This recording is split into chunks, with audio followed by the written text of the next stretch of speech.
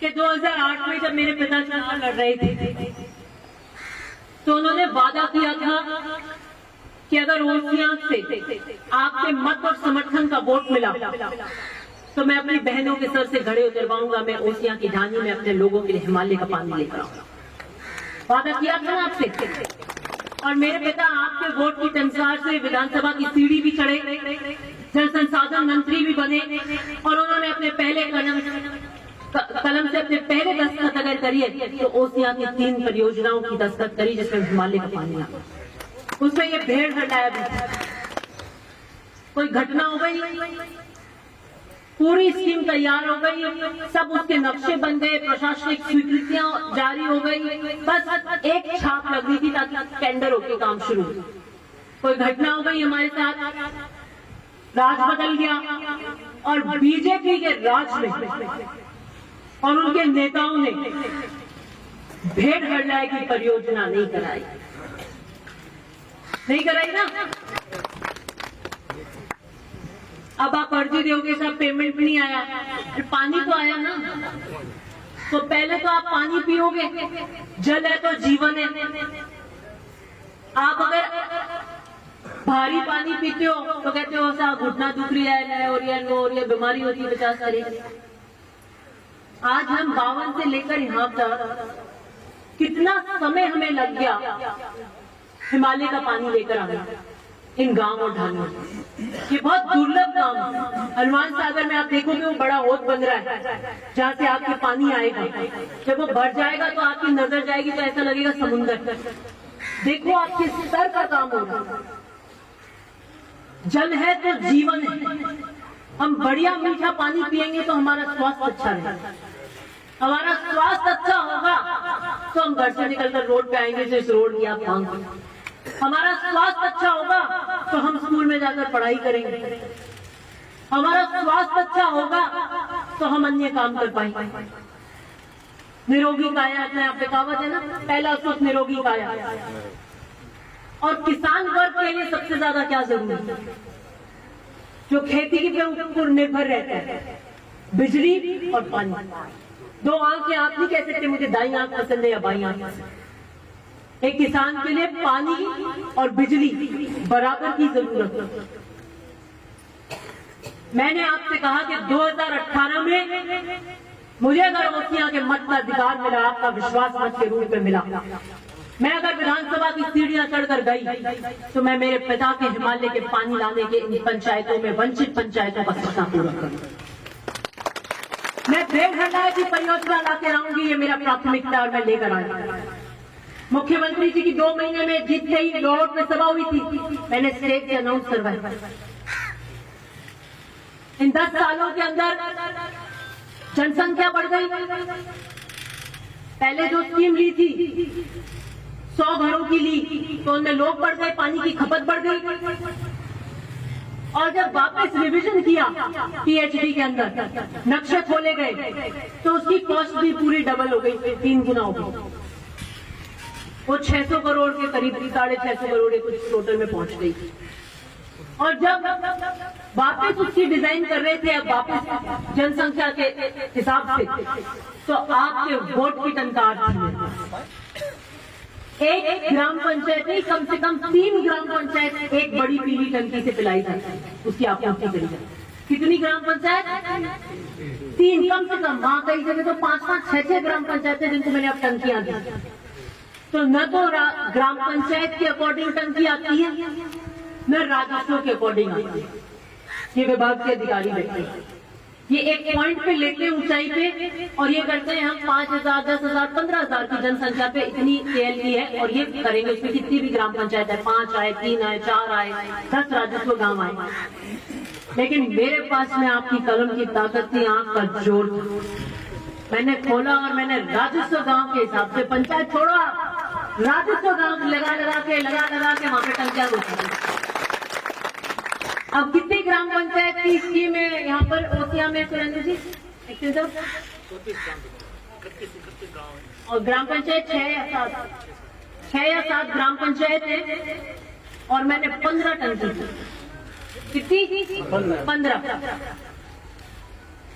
किसी जगह नहीं हुआ। मैंने रिवाइज करो। तो उन्होंने कहा साहब इतनी 4 गुना टंकियां बढ़ा रहे हो आप पाइपलाइन से, तो इसकी कॉस्ट बढ़ रही है। मैंने कहा बढ़ने दो। आप आज ये एक्सरसाइज कर रहे हो, दोबारा जनसंख्या बढ़ गई तो जनसंख्या फिर बढ़ेगी 10 साल बाद। फिर आप इन 3 पंचायत 4 पंचायत की एक ऐसा सिर्फ आपूर्ति नहीं कर पाओगे। तो पहले क्यों नहीं आप दूरदर्शिता की सोच रखते और अभी बना दो, तो हमें आगे एक्सरसाइज नहीं करनी पड़ेगी।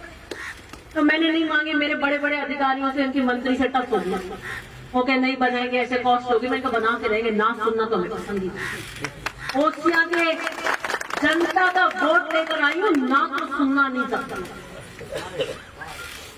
आप आते हो कि साहब आप चाहो तो हो जाए, कई राज्य के काम होते हैं जो नियम से चलते हैं, आप चाहो तो हो जाए। मैंने कहा इसका मेरे पास जवाब नहीं होता कई बार, इसलिए मैंने कहा मैंने चाहे हो जाए, तो मैं चाहती हूँ कि टंकी बने। अब राज कैसे करे वो आप करो। पूरी ड्राइंग पढ़वा दी मैंने, सारी ड्राइंग। मैंने कहा बनेगी तो ऐसे बनेगी, और ऐसे ही बना के रहेंगे, और वैसे ही बनेगी। ये आपके वोट की ताकत, ये आपके वोट की ताकत। इसलिए लोकतंत्र के अंदर आपको वोट 5 साल में एक ही बार दबाना होता है, एक ही बार। और जो चुन के आता है उसको 5 साल आपकी सेवा करनी होती है, काम करना। लेकिन 5 साल में वो एक बार वोट की जो आप निर्णय लेते हो, वो अगर निर्णय निर्णायक होता है तो सही आपके काम होते हैं, और वहां चूक हो जाती है तो गलती हो जाती है, तो आप रह जाते हैं, वंचित रह जाते हैं। 2013 में चूक हुई, कोई बात नहीं, 18 के 5 साल में हमने उसको सही कर दिया, हमारी टंकी बनी। नहीं तो कई काम ऐसे हो जाते हैं, एक बार चले जाते हैं ना, तो 30 साल वापस नहीं आते। फिर उसको बनाना करना बहुत मुश्किल हो जाता है। आप वापस चुन लो, फिर मांग करो, तो उस विधायक में भी दम होना चाहिए कि आपके 600 करोड़ की स्कीम लाके करा सके और आपके अनुरूप करा सके। अब मेरी दिक्कत क्या हो रही है, अब मेरे से टंकियां मांगते साहब ढाणी वाइज, जैसे पहले ट्यूबवेल भी नहीं मांगते। कैसा बात भी ढाणी में, हमारी बढ़ानी में टंकी नहीं है। मैंने कहा छोटूड़ी जेला, हाँ मोटूड़ी पील थी। तो मैंने कहा ढाणी का भी टंकी देखी है कि दूसरी जगह।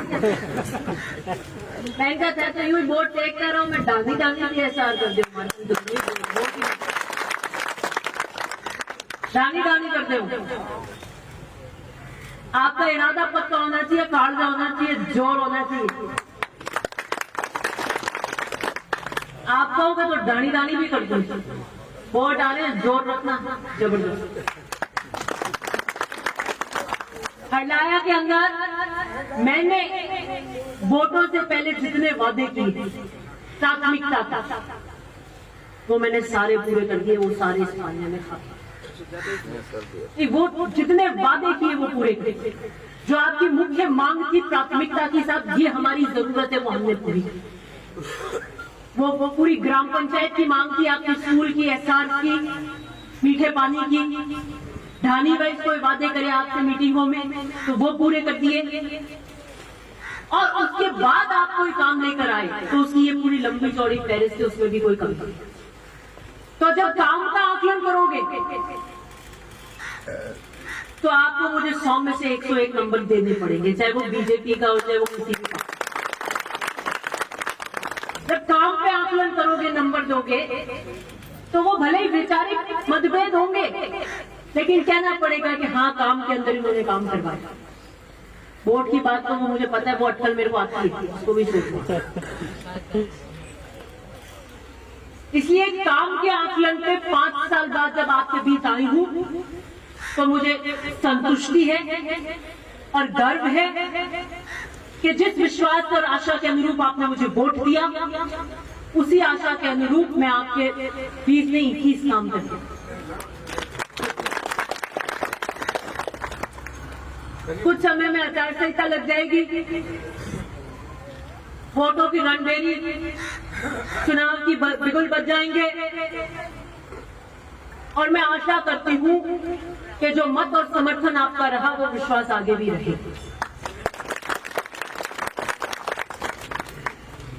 हरलाया ने हमेशा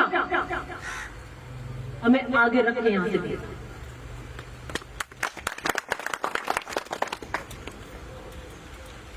भाई ननियाल जाते हैं, बच्चों का झुकाव रहता है ननियाल जाने का ज्यादा, तो मीठा चूरमा खाते हैं, ये कोई पाबंदी नहीं होती जैसे चाय वैसे। तो ऐसा ही तो प्रकृति का नियम है, जो मीठा चूरमा जो जमाता है तो उधर झुकाव हो ही जाता है, ये प्रकृति का नियम। इसलिए आपने अपनी बेटी मानकर, जैसे भी मानकर, मुझे बिल्कुल बढ़िया देसी घी में तैरा कर मीठा चूरमा जमाया, तो मैंने भी कोई कमर नहीं रखी, पैन चलाती नहीं, जहाँ हटाया आया चला दिया, जहाँ हटाया आया चला दिया, जहाँ हटाया आया चला।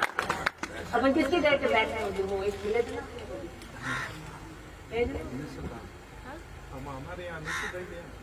अभी मैं बैठने आई थी तो वहाँ मैं भूल गई बाबा का नाम। वो बैठे थे, वो बोले हैंगू पहली आप आया, पहल की मीटिंग करी है, तो मैं के हैंगू पहले आप स्कूल में आया, और मीटिंग छोटी 20-25 35 लोग कार्यकर्ता जन संवाद के नाम से हम हर गांव में पिछली बार चुनाव से पहले मार्च अप्रैल के अंदर 2017 में मीटिंग कर रहे थे। बाबा रामदेव नगर में भी करी थी, बाबा रामदेव नगर के सारे वादे उस मीटिंग में किए थे, जो सब पूरे हो से ज्यादा हो गए। तो हरलाया में मीटिंग करने आए थे कुछ सिर्फ कार्यकर्ताओं के जन संवाद। तो निकाह उस वक्त हमने देखा कि ए लड़ी चुनाव आने कौन वोट देगी, तो हाँ खापुड़ा एकदम पतला कोड़ा लेना ताबड़ लागे स्कूल में 10वीं में पढ़े थे। मैं पता की कर दिया कि बच्चा तो दे दिया, बहुत ठा पड़ी कि हाँ हाँ आई थी।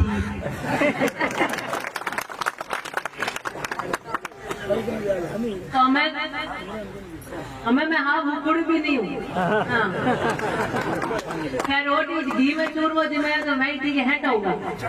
हाँ इसलिए 5 साल पहले जब आए थे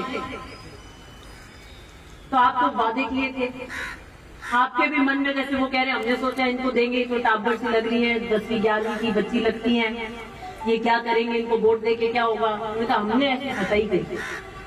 तो आज 5 साल बाद जब आपके बीच आई हूँ तो मैंने आपके वोट की टंकार, चाहे विधानसभा में हो, चाहे किसी भी पटल पे हो, ओसियां को रोसियां के मतदाता के मान सम्मान को, मैंने आपके साफे के मान सम्मान को गिरने नहीं दिया, मैंने आपके वोट के मान सम्मान को गिरने नहीं दिया, और मैंने आपके वोट से जो आपका अधिकार थे उसे 2 दिन दुगना रात चुगना चौगुना आपके काम किया, निरंतर गति से काम किया। और यही एक जनप्रतिनिधि की पहचान होती है।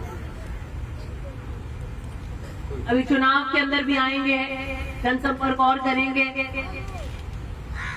कोई मजाक कर रहे थे तो मैंने कहा और तो मुझे पता नहीं, लेकिन नाड़ पकड़ के वैद्य नाड़ पकड़ता है, देखता है ना क्या पड़ जाए, किस तरह पेट दर्द है नहीं है, तो बस नाड़ पकड़नी मने आई अंठा है कटे पेट दर्द है, सिर दर्द है की है नहीं है, मन सब का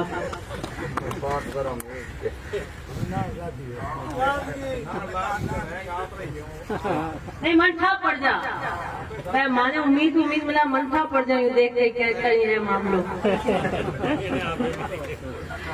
हैंगा तो नहीं पड़े, ठीक है नहीं